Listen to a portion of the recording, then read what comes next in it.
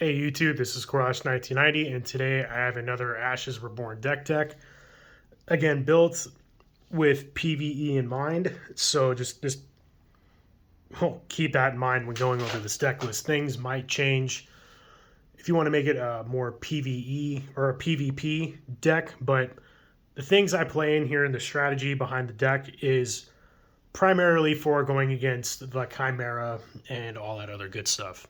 So to start the deck off, go over Lulu. To Lulu First Stone. She has 16 health, which isn't a lot. I like Phoenixborn with more health. Spellboard of 4 is alright, and a Battlefield of 6 is pretty good. And her ability is a side action, exhaust, and a dice. Place a status token on a unit you control, and then attach a Spark Conjuration alteration onto it. And then Spark is, well, an alteration spell. It gives it a +1 attack. And then Spark has a main action. You discard this spell to do a damage to a unit. So, ideally, this deck wants stuff that either benefits off of having status tokens or just trying to get as much ping damage out on the table as you can.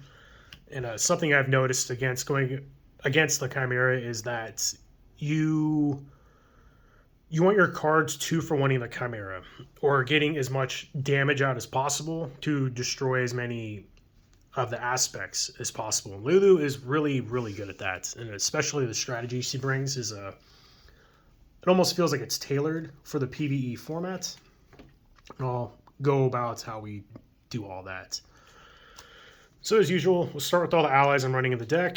I am obviously running Gornrock Brawler. This is a time and nature specific deck. And again, all of my decks are built using only 2 attributes, and they're all built from the same collection, so no 2 decks share cards. So again, keep that in mind as well.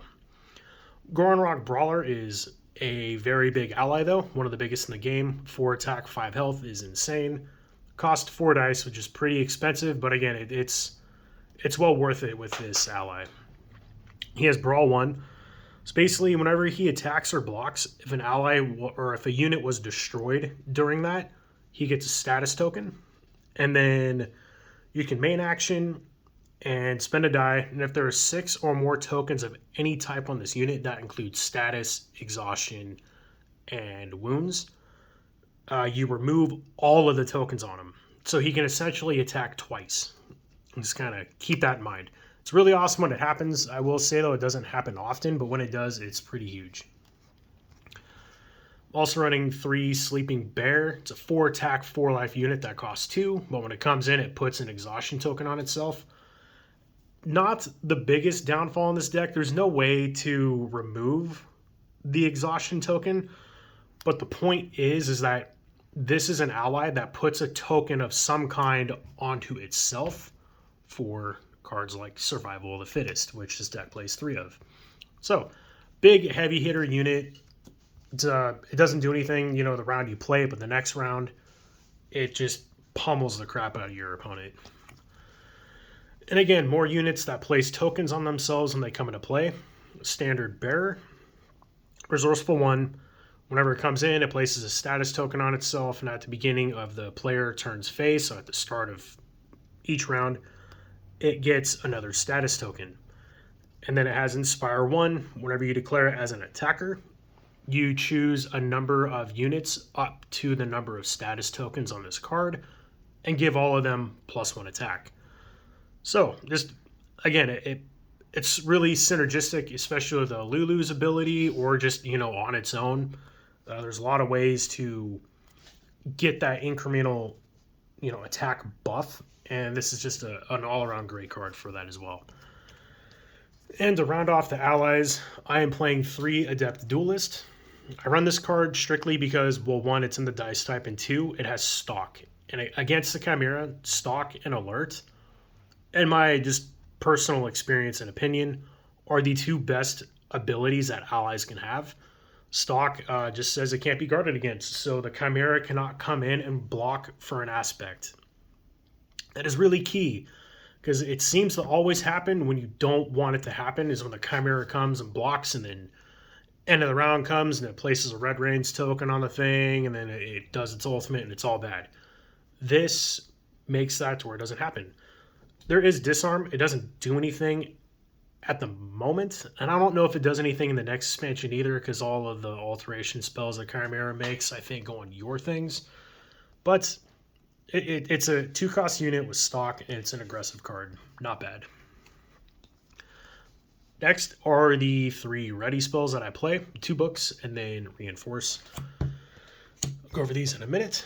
I'll start with Ember Root Lizard. This is the main one that you're going to be playing and using as much as possible. It does cost 1 to put into play, which kind of sucks, but cost, for 1 leaf, you get an Ember Root Lizard, and Ember Root Lizard is sweet in this deck. I mean, makes sense why it came in her deck.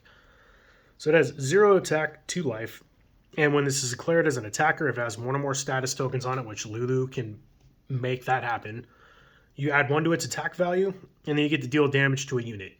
So yeah, extra attack, extra ping damage somewhere. This could potentially take out 2 aspects in 1 swing in a perfect world.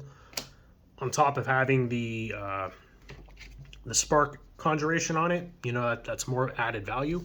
So Ember Root Lizard is pretty amazing. Next is Omen Bringer. Costs nothing to play, but then it costs 2 to use. Omen Bringer is also cool. I just don't use it as much because it does cost 2 to use every time you want to use it, where Ember Root Lizard, once you play it, only costs 1. But it's a 2/2, and it has Forewarn 2. When it comes into play, you may look at the top 2 cards of target opponent's draw pile, the Chimera, and you can place them on the top or bottom. So if there's aspects that you're really not wanting to deal with, you can try and fish them off the top of the Chimera deck and put them to the bottom so you deal with them later. And then it has Hasten.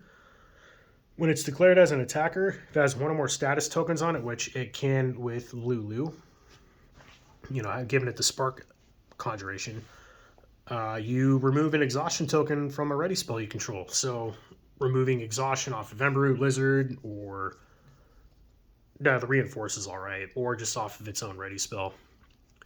Pretty good. It allows you to flood the board with your conjurations. And then finally, Reinforce. I do play a fair amount of alteration spells in the deck, and this basically, it's a side action and a die, and then main action exhaust. Search the top 5 of your deck. You can place an ally or alteration spell from them in your hand, shuffle your draw pile, and then immediately play that card, ignoring its main or side action costs.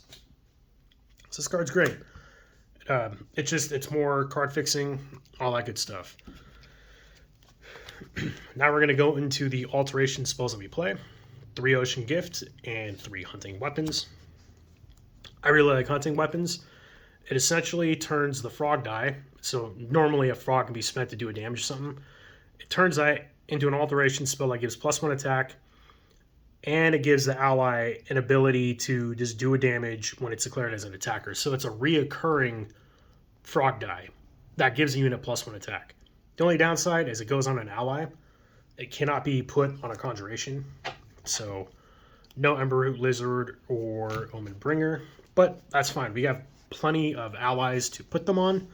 Put it on this, and then use Survival of the Fittest, and you don't blow up your own unit, because this is the only card that's vulnerable to that. Well, I guess this is too, so Gorn Rock Brawler too, but I'm so used to this card always getting tokens on it right off the bat.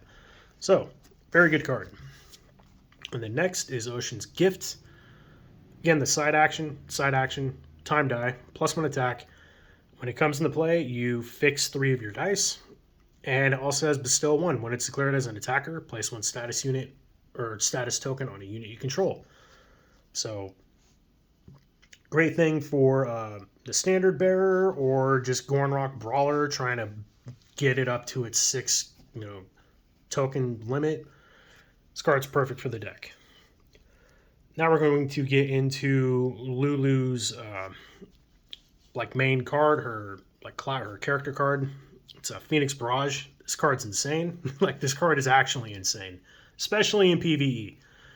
Costs 3 dice. You don't really care about that. Do 2 damage to a unit. Do 2 damage to a unit. Do 2 damage to the Phoenixborn or Chimera. So this card, when played right, will destroy 2 aspects and do 2 damage to the Chimera. So This is like a 3 cost, deals 6 in a perfect world damage to the Chimera. That's absolutely insane. This card is it's almost like unfair in PvE.